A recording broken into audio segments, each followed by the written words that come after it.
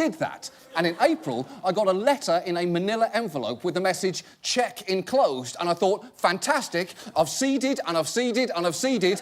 Here comes my harvest. Then I open it, and this is true, it was a check for $5 from me made out to Pastor Tilton's church. This went on for 7 more letters, and then he sent me a piece of fabric in the shape of some mountains. I assumed at this point I'd somehow reached the mountain level, and surprise, surprise, he asked me to send those mountains back to him with some more money again, so I did, and then he sent me another letter with another single dollar bill inside. He told me to put that dollar bill in my Bible for one night and then send it back the next day with 49 more dollars, so that he can have it blessed with oil and send me a $1 bill back that has been blessed, adding, I must warn you not to rob God with your tithes and offerings. And then for emphasis, I can't urge you enough, do not let this $1 bill stay in your house. And you know what? I kept that $1 bill because fuck him. That's why. So that one I kept. That one I kept. But that did not stop him. The letters kept on coming. I received another oil packet, more prayer cloths, and even, and this is true, an outline of his foot, which I was asked to trace my foot on and mail back to him with more money. So, as of tonight, I have sent him $319 and received 26 letters. That's almost 1 a week. And again, this is all hilarious until you imagine these letters being sent to someone who cannot afford what he's asking for.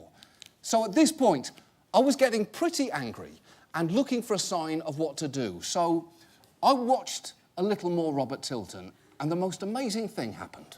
There's a person watching me, and you've been very frustrated with your purpose in life. That might be me, Bob, because I'm extremely frustrated right now, as it seems my purpose in the last 7 months has been to send you money through the fucking mail. So I will ask, what's that message that you have for me? That's so strong just then. Just then, I had a word of knowledge for someone that's really been seeking God, you have, for a particular purpose or decision in your life. And that is when I realised the message Robert Tilton was sending me was that I should set up my own church to test the legal and financial limits of what religious entities are able to do. And so, that is what we have done. We filed paperwork last week establishing a church called Our Lady of Perpetual Exemption. And it was disturbingly easy. To make sure we did this correctly, we had this actual tax lawyer walk us through the process. Now, while the IRS does not have a definition of a church, they do have a 14-point test as a guideline for churches. But not only do you not have to meet all 14 points, we'd already met some of them by accident. For instance, you need an established place of worship, but we meet every Sunday in this studio in New York, and apparently that genuinely counts.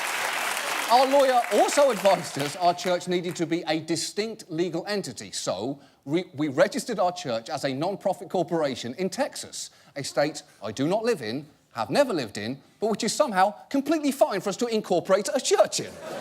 Now, the IRS's guidelines suggest you need a creed and form of worship, but our lawyer suggested we could fulfill the worship requirement by merely leading everyone in some specific ritual, such as having